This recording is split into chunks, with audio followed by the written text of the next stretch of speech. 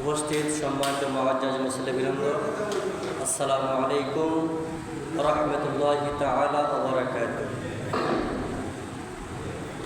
আলহামদুলিল্লাহি রাব্বিল আলামিন ওয়াল আকিবাতু লিল মুত্তাকিন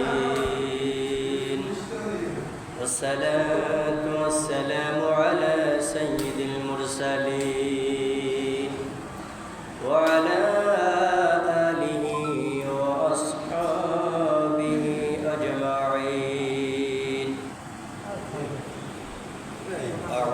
بالله من الشيطان الرجيم بسم الله الرحمن الرحيم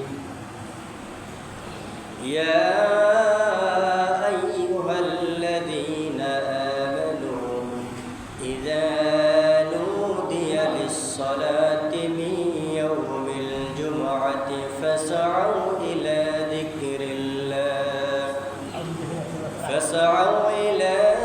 ذكر الله وذروا البيع ذلكم خير لكم إن كنتم تعلمون فإذا قضيت الصلاة فانتشروا في الأرض وابتغوا من فضل الله واذكروا الله كثيرا لعلكم تفلحون صدق الله العظيم الحمد لله সম্মানিত প্রিয় হাজিরিন, আমরা আল্লাহ তাআলার শানে লাখো কোটি শুকরিয়া জ্ঞাপন করছি যে আল্লাহ রাব্বুল আলামিন আমাদেরকে পবিত্র জুমার দিনে আল্লাহ রাব্বুল আলামিন আমাদেরকে তার উপরে এসে পবিত্র কোরআন থেকে কিছু কথা বলার শোনার সুযোগ করে দিয়েছেন। এই জন্য আমরা কালিমাত শুকর আদায় করছি। আমরা সকলে করছি আলহামদুলিল্লাহ। বিশ্বনবীর প্রতি সংক্ষিপ্ত আকারে দরুদ আমরা সকলে করছি সাল্লাল্লাহু আলাইহি ওয়াসাল্লাম। সম্মানিত প্রিয় হাজিরিন, আমি পবিত্র কালামে পাক থেকে সূরা জুমা থেকে দুটি আয়াতে কারিমা তেলাওয়াত করেছি, 9 এবং 10। সময় খুবই কম। অত্র আয়াতকে সামনে রেখে অল্প কিছু কথা বলার এবং শোনার এবং আল্লাহ তাআলা যেন আমাদের সকলকে মানার তৌফিক দেয়, আমরা সকলে করছি আল্লাহুম্মা আমিন। সম্মানিত প্রিয় হাজিরিন, আল্লাহ তাআলা বলছেন যে ইয়া আইয়ুহাল্লাযীনা আমানু, হে ঈমানদারগণ, হে বিশ্বাসীগণ, হে মুমিনগণ। ইয়া এই শব্দগুলো হচ্ছে হরফে নেদা, এটা নির্দিষ্ট শব্দ। আল্লাহ তাআলা নির্দিষ্ট করে আল্লাহ তাআলা ডাক দিয়ে বলতেছেন ইয়া, হে আইয়ুহাল্লাযীনা আমানু, হে ঈমানদারগণ, হে বিশ্বাসীগণ, হে আমার মুমিন বান্দাগণ। ইযা নুদিয়া লিস-সালাত, যখন নামাজের সময় হয় অথবা নামাজের আযান হয়, মিন ইয়াউমিল জুমআ, বিশেষ করে জুমার আযান যখন হয়, ফাসআউ ইলা যিকরিল্লাহ, তোমরা আল্লাহর স্মরণে আল্লাহর দিকে ধাবিত হয়ে যাও, আল্লাহর দিকে রুজু হয়ে যাও। ওয়াদারুল বাই'a, ক্রয় বিক্রয় বাদ দিয়ে, ব্যবসা বাণিজ্য বাদ দিয়ে, যত কাজ রয়েছে সব কাজ বাদ দিয়ে আল্লাহর দিকে ধাবিত হয়ে যাও। কি বলতেছে আল্লাহ তাআলা? বলতেছেন যে হে আমার ঈমানদার বান্দাগণ, হে আমার মুমিন বান্দাগণ, যখন নামাজের আযান হয়ে যায়, বিশেষ করে জুমার আযান হয়ে যায়, তখন তোমরা কি করো? ওয়াদারুল বাই'a, ক্রয় বিক্রয়কে বাদ দাও, ব্যবসা বাণিজ্য বাদ দাও, যত কাজকর্ম রয়েছে সব বাদ দিয়ে কি করো?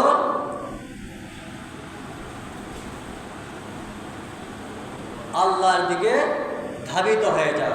কার দিকে? আল্লাহর দিকে ধাবিত হয়ে যাবে। এটা হচ্ছে আল্লাহ তাআলার ঘোষণা।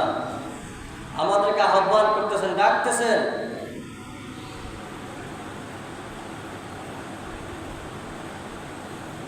কিন্তু আমরা কি করি? যখন জুমার আজান হয়, আমরা আজান ঠিকই শুনি, কিন্তু আমরা এক কান দিয়ে শুনি আর এক কান দিয়ে বের করে দিই। আমরা যে কাজ করতেছি ওই কাজটা আপনার আমার জন্য বড় হয়ে গিয়েছে।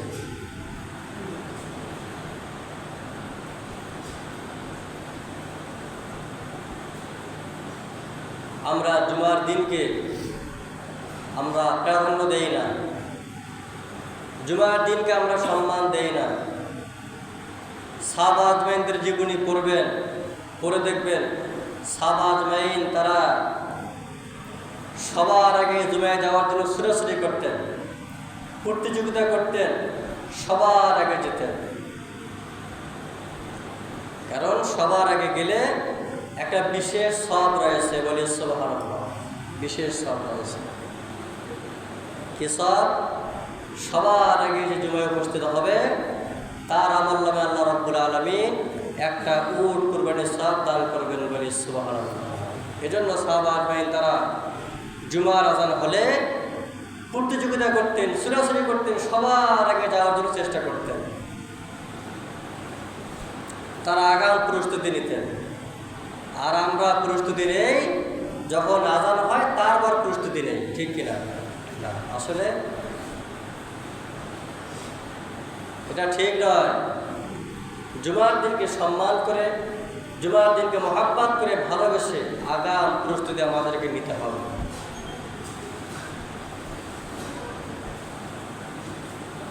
কারণ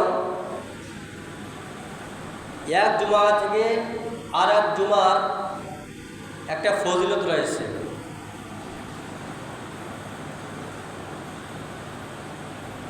এক জুমা থেকে আর এক জুমা পর্যন্ত ফেরেশতাগণ বান্দার আমলনামাগুলো রিপোর্ট করেন, লিপিবদ্ধ করেন, লিখে রাখেন, এবং এই জুমার দিনে বান্দার আমলনামাগুলো আল্লাহর দরবারে পেশ করেন, বলি সুবহানাল্লাহ। তাহলে প্রতি সপ্তাহে জুমার দিন, এই দিনে আল্লাহর দরবারে ফেরেশতারা কি করে? বান্দার আমলনামাগুলো পেশ করেন।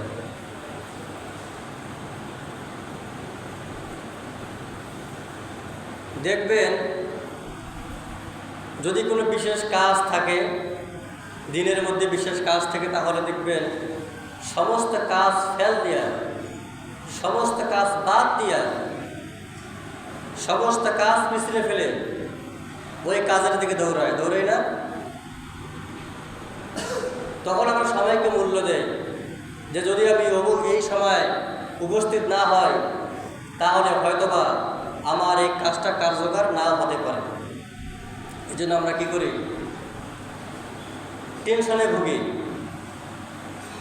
সমস্ত কাজ দ্রুত সেরে নিয়ে ওই কাজটা করার জন্য দ্রুত চলে যায়।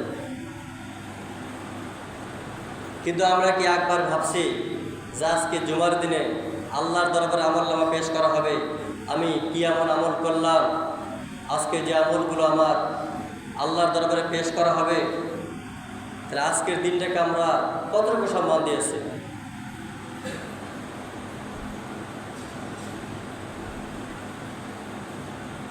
তাহলে এক সপ্তাহ আমল করলাম, সেই আমলটা আল্লাহর দরবারে আজকে পেশ করা হবে, সেই দিনটাকে কতটুকু সম্মান দেওয়া দরকার? একবার বিষয়টা মাথায় নেন।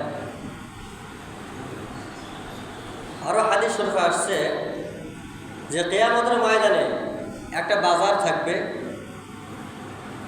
ওই বাজারে কেবলমাত্র শুধুমাত্র একমাত্র তারা অবস্থান করবে যারা জুমার দিনকে মহাব্বত করে, ভালোবেসে, জুমার দিনগুলোকে সম্মান দিয়ে সুন্নাহগুলো আদায় করে জুমার দিন উপস্থিত হবে।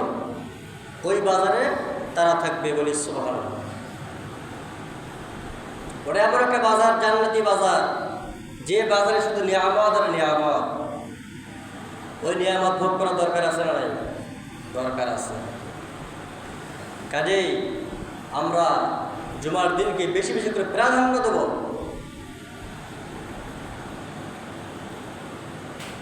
আরো হাদিস শরীফে আসছে এরকম যে যদি কেউ সূরা কাফের প্রথম 10 আয়াত কিংবা শেষ 10 আয়াত তেলাওয়াত করে তাহলে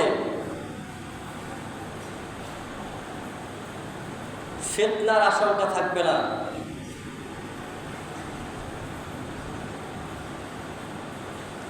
ফিতনায় পড়বে না।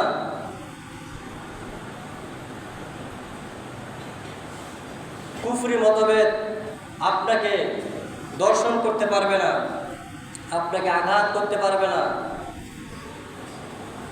আমরা চেষ্টা করব সূরা কাহফের প্রথম 10 কিংবা শেষ 10 আয়াত তেলাওয়াত করার জন্য ইনশাআল্লাহ।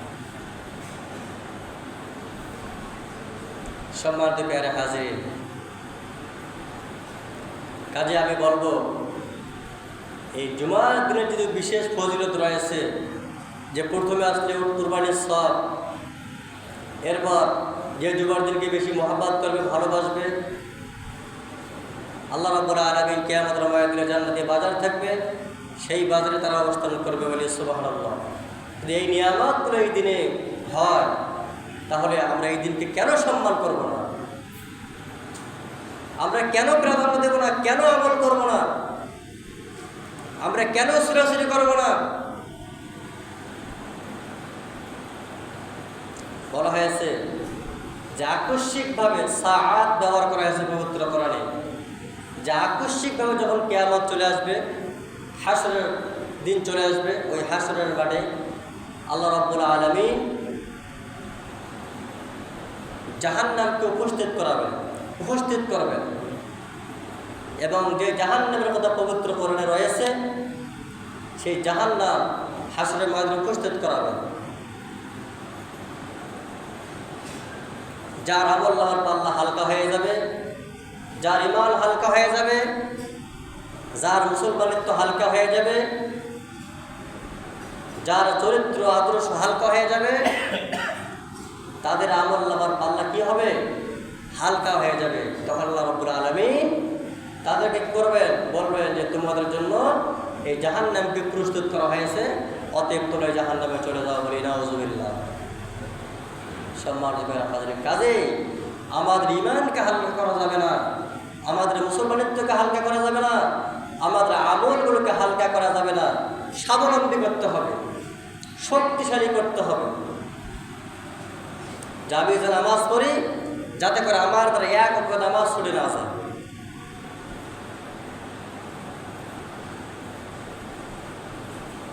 আমাদেরকে স্বাবলম্বী হতে হবে, ঈমানের পাওয়ার বাড়াতে হবে, আমলের পাওয়ার বাড়াতে হবে। তাহলেই কিন্তু ওই কিয়ামতের ময়দানে আপনার আমার আমল নামার পাল্লা ভারী হবে। যদি ভারী হয় তাহলে আল্লাহ রাব্বুল আলামিন সেই জান্নাতকে প্রস্তুত করে আল্লাহ রাব্বুল আলামিন জান্নাত দেবেন, বলি সুবহানাল্লাহ।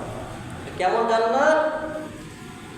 সেখানে সুখের কোনো শেষ নাই, কোনো দুঃখ নাই, কোনো কষ্ট নেই, কোনো ক্লান্তি নাই, কোনো কারেন্ট বিল নাই, কোনো গ্যাস বিল নাই, কোনো কিছু দেওয়া লাগবে না, এমন একটা জান্নাত, বলি সুবহানাল্লাহ।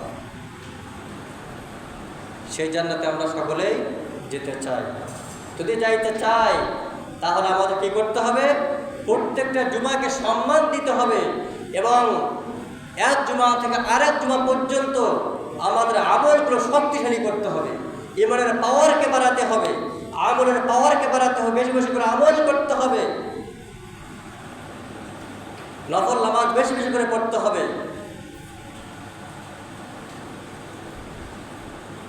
তাহলেই কিন্তু ওই কিয়ামতের ময়দানে আল্লাহর কাছে আমরা ছাড় পাবো, তাছাড়া কখনোই সম্ভব নয়। সম্মানিত প্যারা হাজির, আসুন আমরা সকলে ঐক্যবদ্ধ হয়ে আমরা যেন আমাদের ঈমানটাকে বাড়াতে পারি, ঈমানের পাওয়ারটাকে বাড়াতে পারি।